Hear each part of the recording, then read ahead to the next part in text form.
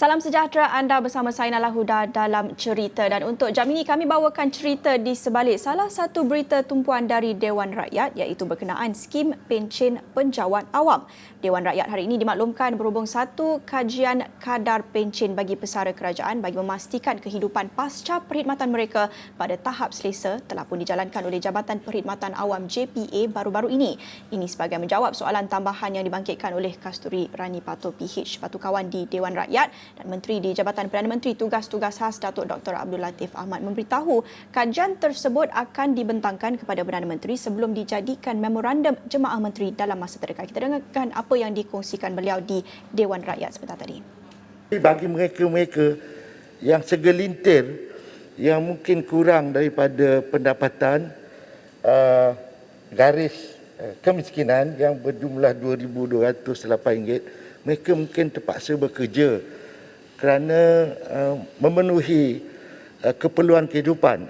Itu adalah satu perkara yang sedang dipikirkan dan sebenarnya JPA dah buat satu kajian dan akan dibentangkan kepada Yang Amat Berhormat Perdana Menteri sebelum dibuat memorandum Jemaah Menteri untuk melihat kembali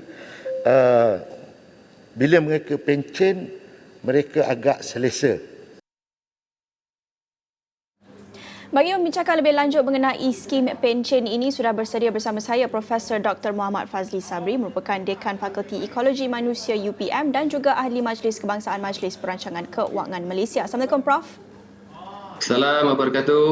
Baik, pandangan Prof cadangan untuk menaikkan bayaran pencen untuk golongan B40 bagi penjawat awam ini selaras dengan kos sara hidup yang meningkat. Apa pandangan Prof?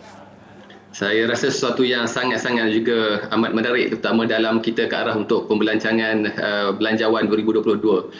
Cuma sebelum saya menjawab tu, kalau kita perhatikan dari segi penjelasan isi rumah, ya, dari segi pendapatan B40 mereka yang mempunyai pendapatan isi rumah 4,850.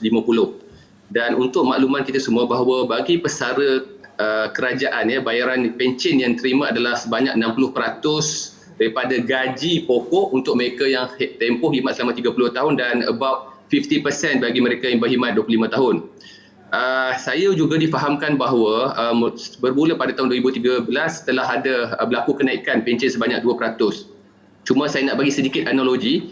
Kita andai kata kalau seorang penjawat awam ataupun pesara kerajaan itu menerima sebanyak 2,500 sebulan.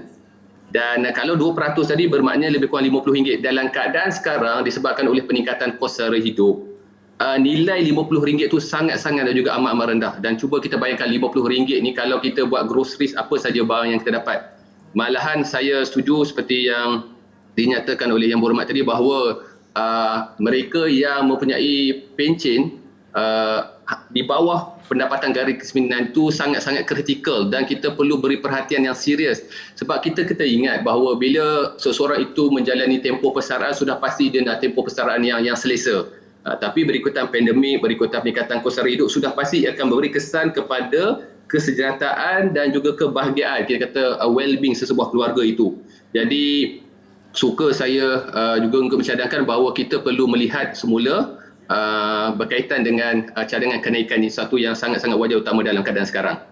Prof, sebelum kita nak bincangkan lebih lanjut tentang skim pencen penjawat awam ini naik ataupun tidak, kita nak berbalik kepada perbincangan yang ditimbulkan di Dewan Rakyat dan juga di media. Kita masih lagi membincangkan klasifikasi B40, M40, T20 yang mana kita tahu terutamanya ketika pandemik COVID-19 ini tidak kira siapa pun, malah ada juga golongan T20 yang juga terkesan akibat pandemik COVID-19. Jadi sebelum kita nak bincangkan lebih lanjut, klasifikasi B40, M40, T20 ini adakah masih sesuai tepat dengan keadaan ekonomi semasa?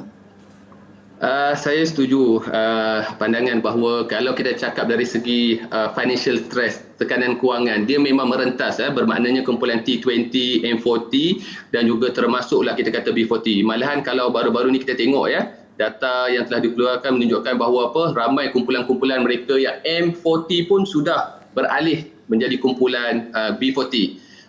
Jadi saya rasa adalah masa yang sesuai untuk kita melihat semula dari segi pengkelasan kategori-kategori itu berdasarkan kadar semasa untuk memastikan bahawa setiap kumpulan ini berhak mendapat kita kata bantuan ataupun kita kata dari segi bentuk-bentuk sokongan yang sesuai pada masa dan keadaan sekarang ini. Okey Prof, berbalik kepada penjelasan kerajaan dalam Dewan Rakyat, apa yang dimaklumkan tadi adalah kerajaan telah menjalankan kajian berhubung kadar pencen bagi pesara kerajaan. Pandangan Prof dalam kita melihat kepada kajian ini belum lagi dikongsikan tapi telah pun dijalankan, apa yang perlu diambil kira untuk kita menilai tindakan kerajaan selepas ini sama ada untuk menaikkan atau tidak? Sekiranya kajian telah dilaksanakan, alhamdulillah sesuatu yang usaha proaktif. Yang paling pentingnya adalah kita kena memperhalusi, kena meneliti sebaik-baiknya dari segi dapatan kajian. Saya mengandaikan bahawa antara perkara-perkara yang dilihat dari segi kajian itu terutama dari segi aliran tunai, cash flow, iaitu dari segi merujuk pada pendapatan dan juga perbelanjaan dalam pada atau keadaan sekarang, terutamanya pesara-pesara kerajaan. Itu yang pertama. Yang kedua, kita juga harus melihat dari segi pemilikan aset dan tidak kurang pentingnya adalah dari segi hutang ataupun pinjaman. Ini dua perkara yang akan memberi kesan ke atas dari segi kesihatan kewangan sesebuah keluarga. Malahan saya merasakan bahawa ataupun mengharapkan dalam kajian ini ada juga menyentuh aspek-aspek dari segi implikasi kos sara hidup ataupun pandemik ke atas kejahatan isi rumah dari aspek ekonomi sudah pasti, sosial, psikologi, emosi dan termasuk juga dari segi hubungan keluargaan. Dan saya yakin bahawa dalam kajian tersebut sudah pasti ada soalan-soalan dia tanya berkaitan apakah cadangan penambahbaikan, mekanisme, kaedah bagaimana perkara ini dapat dilaksanakan. Okey, Prof, dalam masa yang sama kita melihat juga kepada jawapan bertulis yang disediakan oleh Menteri, ada atau tiada COVID-19, kerajaan sudah melaksanakan kenaikan pencen sebanyak 2% setiap tahun kepada pesara kerajaan bermula 1 Januari 2013. Pandangan Prof, adakah ini sesuai dengan peningkatan kos sara hidup sejak 2013 hinggalah sekarang? Alhamdulillah, tahniah kita ucapkan pada kerajaan kerana prihatin.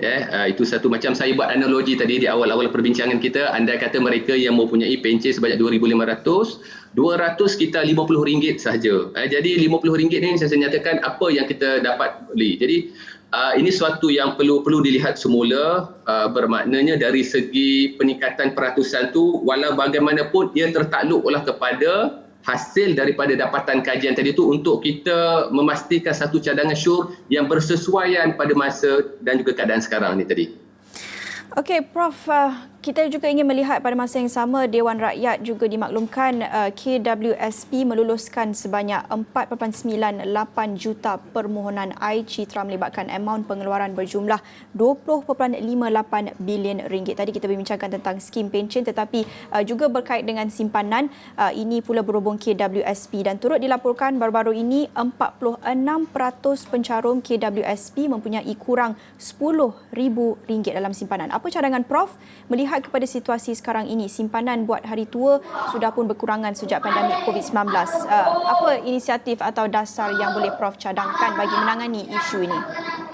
Ini suatu yang sangat-sangat amat serius lah ya. Kalau kita tengok kadar jangka hayat rakyat Malaysia semakin meningkat, di mana lelaki boleh up to 75, wanita 78. Bermaknanya selepas pencen itu ada antara 15 hingga 18 tahun. Malahan kalau kita ikut unjuran PBB, Malaysia akan menjadi sebuah negara aged nation, negara tua pada 2030, di mana 15% adalah warga daripada umur 60 tahun ke atas.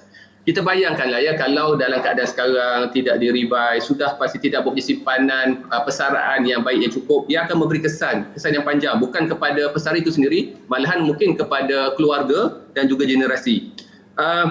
Sebenarnya kalau kita cakap dari segi inisiatif dasar, kita antara negara yang saya boleh katakan terbaik dari segi apa yang telah ada.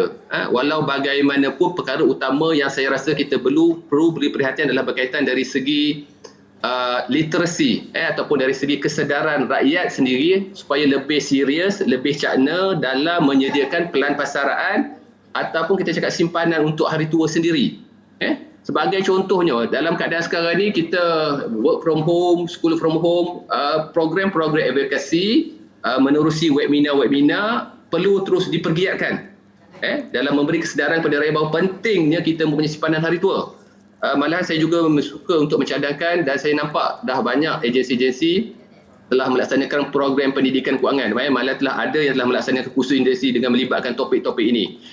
Selain itu, saya juga melihat bahawa inisiatif dari segi segmen persaraan swasta secara sukarela yang kita katakan private retirement scheme itu perlu terus dipromosikan.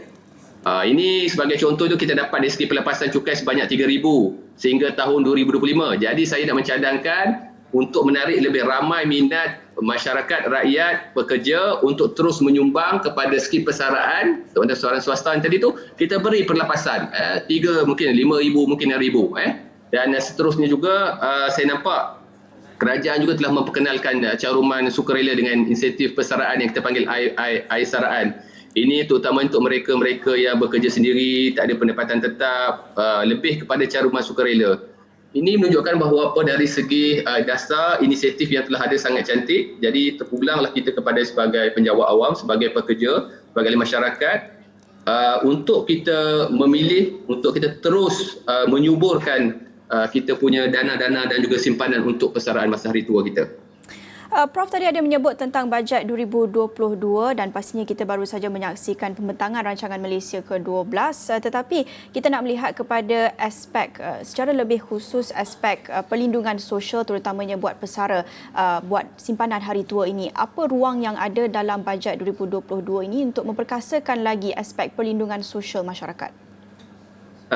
Sebagai contoh, saya nampak antara perkara-perkara yang kita boleh terus perkasa lah sebagai contoh dari segi matching grant tadi lah maknanya matching grant kalau dia di situ kerajaan top up, jadi secara tak langsung sebab kita tahu pesara utamanya katakanlah dalam golongan-golongan pesara B40, M40 ni mereka sangat-sangat terketan. Jadi kalau ada dalam bentuk-bentuk matching grant macam itu, satu benda yang menarik sudah pasti dapat membantu mereka untuk meneruskan kelangsungan hidup, utamanya dalam keadaan fasa-fasa yang sangat-sangat kritikal ini. Fasa yang amat kritikal ini, akhir sekali kita melihat kepada fasa pemulihan ekonomi buat negara kita dalam kita melihat lebih banyak sektor ekonomi dan sektor sosial yang dibenarkan beroperasi, diberi kelonggaran. Pada masa ini mungkin boleh kongsikan sedikit nasihat buat penonton kita dalam kita bercakap tentang simpanan dan juga meningkatkan lagi kesedaran literasi keuangan dalam kalangan masyarakat. Apa yang perlu menjadi keutamaan sekarang ini untuk orang ramai menguruskan keuangan mereka? Ini pastinya satu fasa yang mana kita sudah pun melihat sinar di hujung terowong itu, tetapi dalam masa yang sama kita masih lagi perlu berjaga-jaga. Apa nasihat yang boleh Prof kongsikan? Satu benda yang saya rasa sangat dan amat penting lah kalau kita melihat dalam tempoh 2 tahun ini kita melalui fasa-fasa yang sangat kritikal, ramai yang terkesan. Satu perkara yang kita harus beri perhatian adalah dari segi setiap dalam kalangan kita, rakyat Malaysia perlu mempunyai, selain daripada tadi kita bercakap soal persaraan, tapi benda yang paling utama juga adalah dari segi penyediaan dana kecemasan ataupun kita kata saving for emergencies.